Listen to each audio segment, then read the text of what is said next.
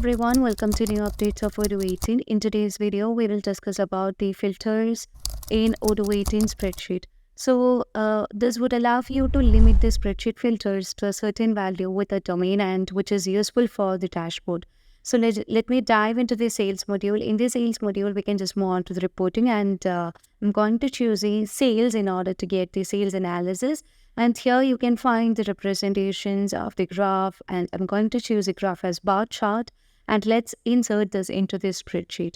So as you just choose a blank spreadsheet here, you can now confirm and the report will be just taken into this spreadsheet. And here you can see we can just make changes with the filters, and also if you want to make a new filtration, you can either go to here and can set the filtration based on date, related field, and also I would like to make a slight change with the field in this domain. So I'm going to edit it over here.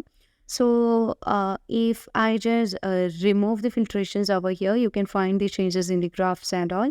So I'm going to add a new rule by setting the domain, like I'll be choosing the product category over here.